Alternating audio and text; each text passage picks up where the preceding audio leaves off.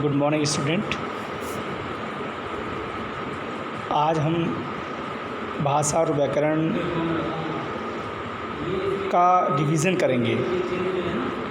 आपने पहले भी पढ़ा है कि भाषा क्या होती है और व्याकरण क्या होता है, तो आज हम फिर इसके विषय में विस्तृत चर्चा करेंगे कि क्या होता है। जैसे कि भाषा है, भाषा होती क्या है। देखिए, इसमें लिखा भी है कि भाषा होती क्या है। देखिए, मनुष्य एक सामाजिक प्राणी है। उसे समाज में रहकर अपने कार्यों व उद्देश्यों को पूरा करने के लिए अपने विचारों व भावों को अन्य लोगों के सामने प्रकट करने की आवश्यकता होती है। विचारों व भावों को प्रकट करने के लिए मनुष्य भाषा का प्रयोग करता है। भाषा के बिना मनुष्य का काम नहीं चल सकता। भाषा के माध्यम से ही मनुष्य अपने विचारों को समझाकर तथा दूसरों के विचारों को समझकर अपने कार्यों व जीवन को सुगम बनाता है।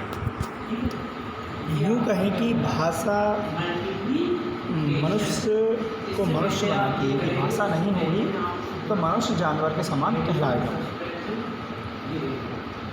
तो भाषा की सिंपल सी परिभाषा हम यूँ कहेंगे कि भाषा जिस माध्यम के द्वारा मनुष्य अपने विचारों का आदान प्रदान मौखिक या लिखित रूप में करता है, उसे भाषा कहते हैं। ठीक है ना। अब बात ये होती है कि अब हमारे विचारों का आदान प्रदान होता कैसे है। तो विचारों का आदान प्रदान हम भाषा के माध्यम से करते हैं। जैसे हमें कोई चीज़ चाहिए कि हमें खाना चाहिए, ये छोटा बच्चा है, उसे भूख लगी है। अब वो तो भाषा जानता नहीं है, तो वह अपने भावों को प्रकट कैसे करेगा? रोकर करेगा। जब उसे भूख लगेगी तो वह रोने लगेगा, तो उसकी माँ समझ जाएगी कि बच्चे को भूख लगी है।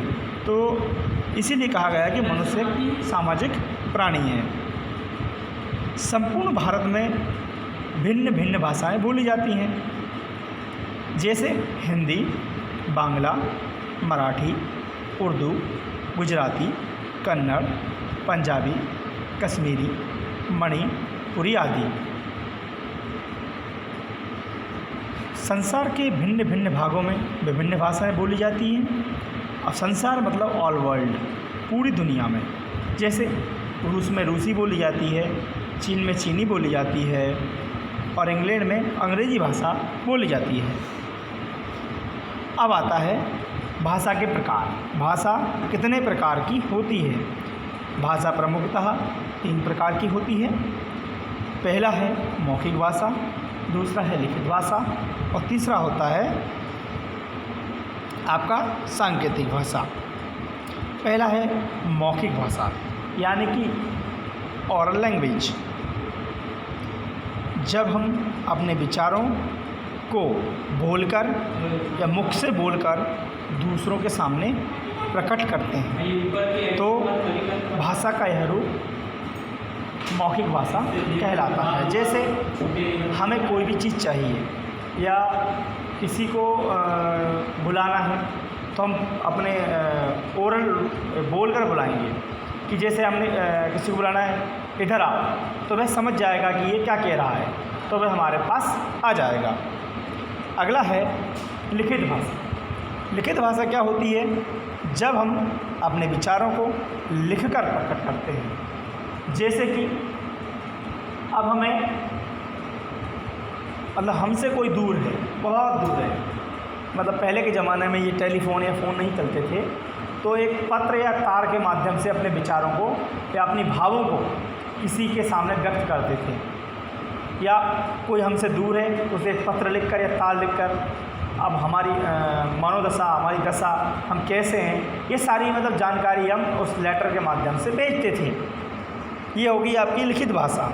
और लिखित भाषा का प्रयोग केवल साक्षर व्यक्ति करते हैं, यानी कि पढ़े लिखे लोग ही लिखित भाषा का प्रयोग करते हैं। अगला है आपका सांकेतिक भाषा। अब सांकेतिक भाषा क्या होती है? संकेतों या चिन्हों के माध्यम से हम जब अपने विचारों को दूसरों के सामने प्रकट करते हैं, तो वह सांकेतिक भाषा होती है। यह भाषा सर्वाधिक मुँह बधिर लोग करते हैं। कौन करते हैं? मूक बधिर लोग। वो अपने इशारों के माध्यम से या चिन्हों के माध्यम से सांकेतिक भाषा का प्रयोग करते हैं। ऐसे ही सांकेतिक भाषा होती है ब्रेल लिपि।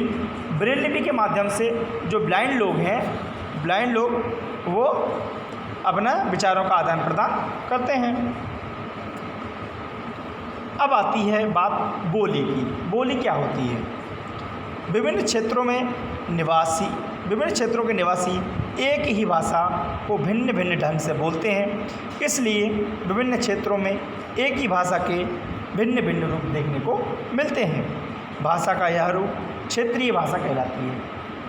मतलब अलग अलग क्षेत्र हैं तो वहाँ मतलब भाषा को तोड़ मरोड़ कर अपने लोकल लैंग्वेज में बनाना, वही भाषा है।